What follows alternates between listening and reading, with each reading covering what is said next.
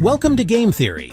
Did you know that in the original Metroid, if you entered the password Justin Bailey, you could play as Samus Aran without her power suit, revealing her as a woman long before the game's official ending? And no, Justin Bailey wasn't a developer or a secret character, it was just a random string of characters that happened to unlock one of gaming's biggest secrets. It's these kinds of hidden gems, these digital breadcrumbs left behind by developers, that make the worlds we love so much richer and more mysterious.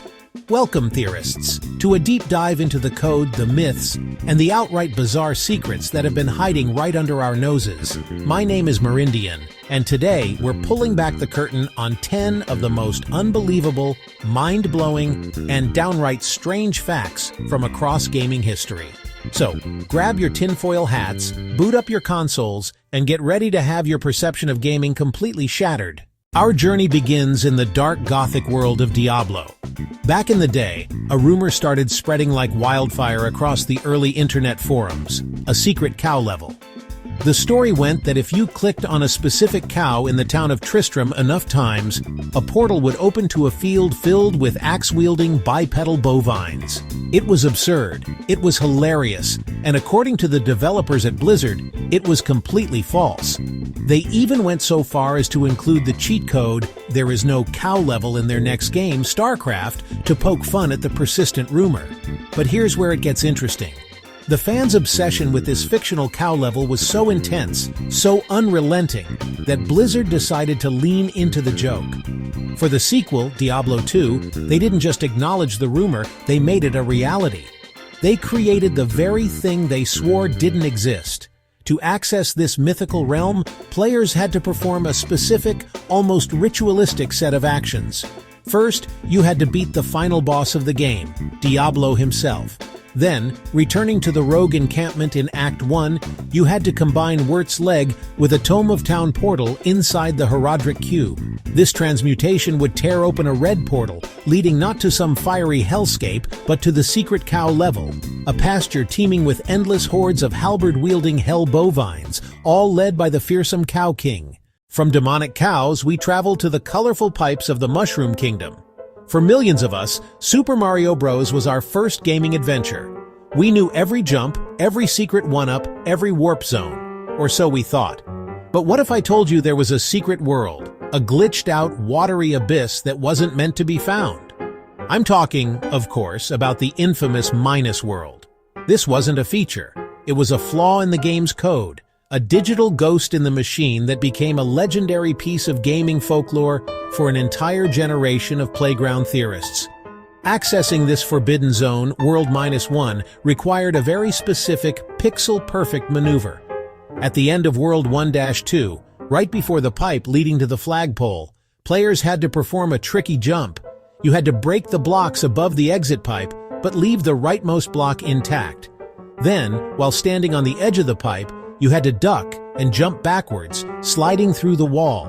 If done correctly, Mario would phase through the solid bricks and enter the warp pipe, which would inexplicably lead not to World 2, 3, or 4, but to the glitched, endless water level known as World -1. Once you arrived, you were trapped. Let's talk about Tetris. Simple, elegant, perfect. A game of endless falling blocks where the only goal is to survive as long as possible.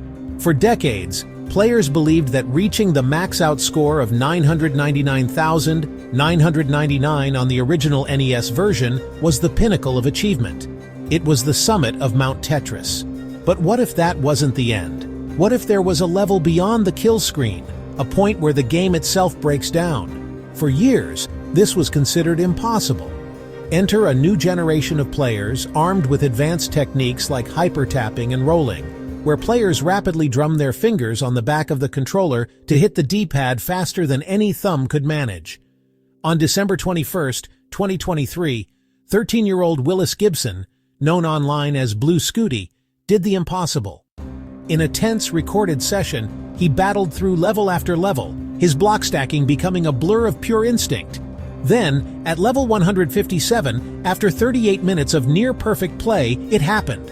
A single line piece dropped, cleared a line, and the game froze. Willis leaned back, hyperventilating. "Oh my God," he gasped. "I can't feel my fingers." He had done it. He was the first human to ever reach the kill screen and officially beat NES Tetris. Every gamer knows Ocarina of Time, the masterpiece that really defined three-dimensional adventure games. But what a lot of folks might not realize is that it was actually supposed to be even bigger. Nintendo had planned this massive expansion for the game, and it was designed for a piece of hardware that most of the world never even got to see, the Nintendo 64 Double D. And the flagship title for this whole new frontier? That was going to be an Ocarina of Time expansion, codenamed Ura Zelda.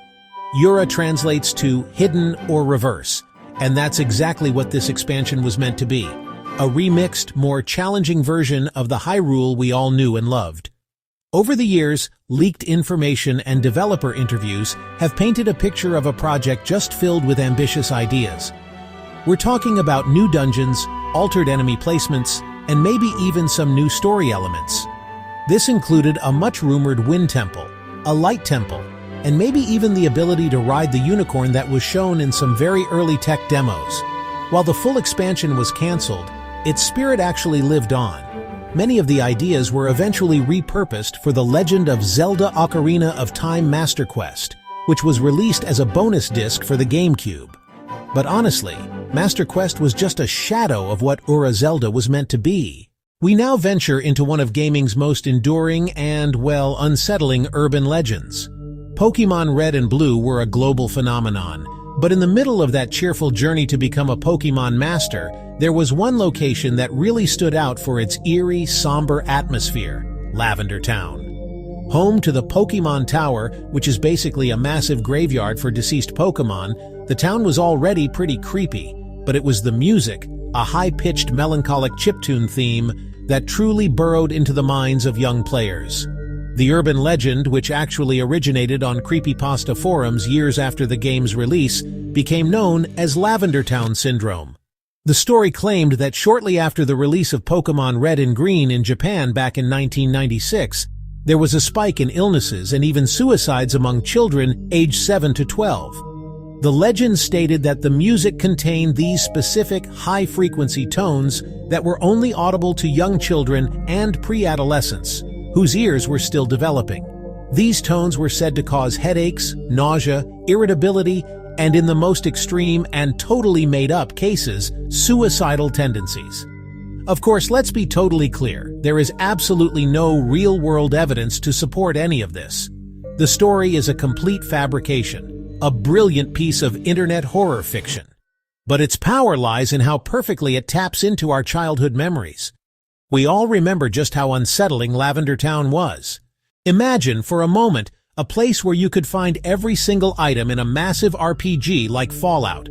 Every weapon, every piece of armor, every junk item, every single Nuka-Cola Quantum in the entire wasteland, all laid out right in front of you.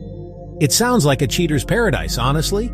A dream come true for anyone who's ever spent hours scavenging for that one specific crafting component. Well, this place isn't just a dream, it's actually very real. In a lot of Bethesda games, including Fallout 3, 4, and 76, developers include a secret developer room, a hidden cell used for testing purposes that players were never meant to find. These rooms are basically digital warehouses. Accessing these secret rooms usually requires using the PC version of the game and its console commands. By opening the command console, usually with the tilde key, and typing a specific command like cockcasmoke for Fallout 4, the game teleports your character directly into this hidden, featureless cell. Stepping into one of these rooms for the first time is honestly a surreal experience. It breaks the fourth wall in the most spectacular way. The carefully crafted immersion of the post-apocalyptic world just vanishes, replaced by a sterile utilitarian space filled with floating NPCs, every crafting bench you can imagine, and chests labeled with stark, simple text. Before there was Willis Gibson beating Tetris, there was another unbeatable game, a titan of the arcade era, Pac-Man. For years, players chased the perfect score, a feat that required eating every dot, every power pellet, every ghost, and every bonus fruit through 255 levels of increasing difficulty. A perfect game would net you a score of 3,333,360. But what happens after that? What happens on level 256? The answer is one of the most famous glitches in video game history, the kill screen. The Pac-Man kill screen is not a boss fight or a "congratulations" message. It's a catastrophic failure of the game's memory. The original Pac-Man arcade hardware used an 8-bit Z80 microprocessor. This means the largest number it could handle in a single byte of memory was 255. The game's level counter used a single byte to keep track of your progress. So when you finished level 255 and the game tried to load level 256, the counter would try to tick over to a number it just couldn't comprehend. This caused a critical error in the routine that draws the bonus fruit at the bottom of the screen. The result is pure visual chaos. The right half of the screen becomes a garbled mess of random numbers, letters, and sprites, rendering that side of the maze completely unplayable. The left side of the maze remains perfectly normal, but because there aren't enough dots on the screen to complete the level, you are doomed to fail. Sonic the Hedgehog 3 is regarded by many as the pinnacle of the classic two-dimensional Sonic games. It has incredible level design, the introduction of Knuckles, and some of the most memorable music in the entire franchise.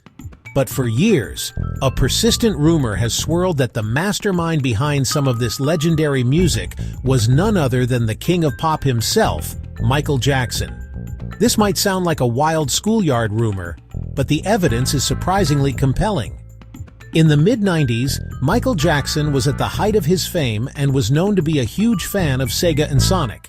You can hear his signature style all over the soundtrack, the beatboxing in Carnival Night Zone, the chord progressions in the credits theme, which are strikingly similar to his song Stranger in Moscow. It all feels very MJ. So why wasn't he credited? The collaboration allegedly happened around the same time that the first wave of child abuse allegations against Jackson became public. According to the theory, Sega, being a family-friendly company, got cold feet and decided to distance themselves from the controversy.